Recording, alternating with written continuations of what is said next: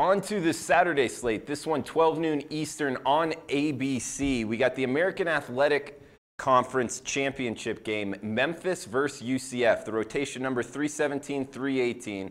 Looks like we got UCF laying 7 right now. 82 the total. This total opened at 85, Ed. Are you looking to bet this from a totals perspective or a sides perspective? Yeah, I like the totals perspective. This might seem a little counterintuitive. These are two teams that have really good offenses. Memphis led by quarterback Riley Ferguson, UCF led by quarterback Mackenzie Milton. A unit that was terrible last year, but has just made absurd strides. A top 20 unit. The reason that Scott Frost is going to get a hefty new contract somewhere else next year. Two really powerful offenses. However, I actually like the under in this game. I know that might seem a little bit crazy. I just told you about all the offenses, but there are also two very respectable defenses here. I look at defense by yards per play, and I make my adjustments for schedule.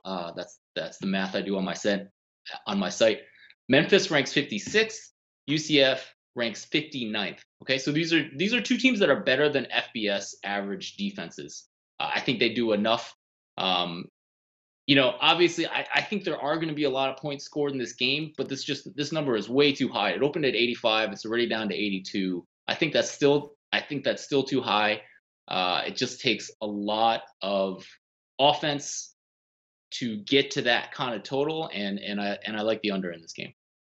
And do you factor in that this will be the second time these two teams have played, and also the third time these two teams have actually prepared for each other? Because you got to remember that the hurricane that came through, they were actually practicing all week for that game. Then it got canceled. Then it got rescheduled, and now they're playing for the third time. Would you factor that into the handicap as far as wanting to bet the under? A little bit. You don't want to make too much of the fact. I think they only scored 53 points in the game they actually played this year. I don't think you want to make too much of that. I'm more into kind of the season-long numbers that suggest both these defenses are better than FBS average, and probably. I think another factor is Central Florida's offense has been fantastic, and if you don't make the right adjustments for schedule there, you could have them overrated. Clearly, this is a great offense, and I don't want to take anything away from them. But when you're trying to make a number, I think what comes into play and what I do is the adjustments for schedule, which brings them down a little bit. I think if you're thinking about practice, maybe that affects the side a little bit more. I don't know the specifics. Actually, maybe I'll throw that back to you, Drew, because you've been a fan of the Central Florida team since the beginning of the season.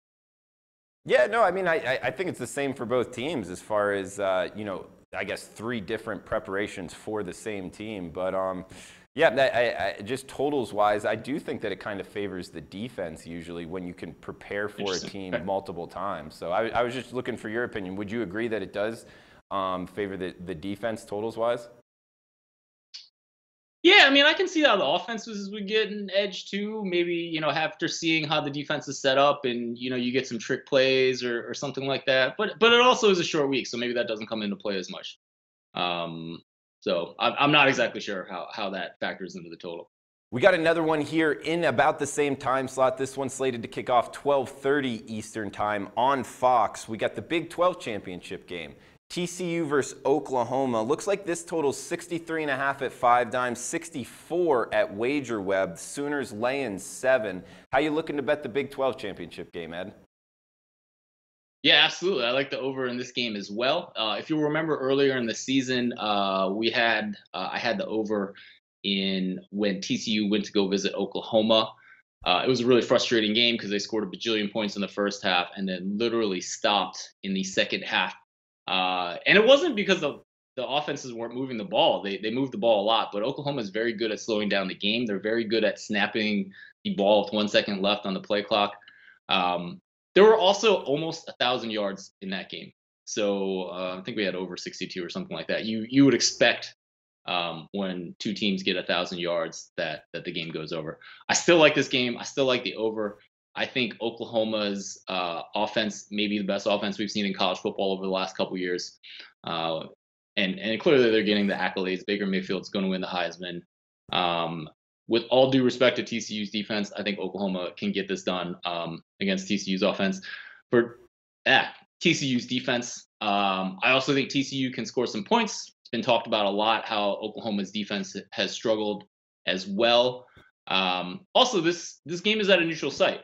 And when you're at a neutral site, I think it's just that much more likely that TCU stays in the game longer. They don't have to go travel to Norman like they did in that other game. If TCU is anywhere closer to being in that game in Norman, I think you'll see a lot more points in the second half. So at 63.5, I like the over in this game. Hey guys, thanks for tuning in to our channel. Now, we've put a lot of work into producing all these free videos, so please help us out and keep all our content free for you forever by simply liking, sharing, commenting, and subscribing. Now, not to mention, a visit to our industry-leading website will warm the hearts of all our SBR employees, especially myself. Now, the links are over there to the left, so do check those out. Thanks for watching.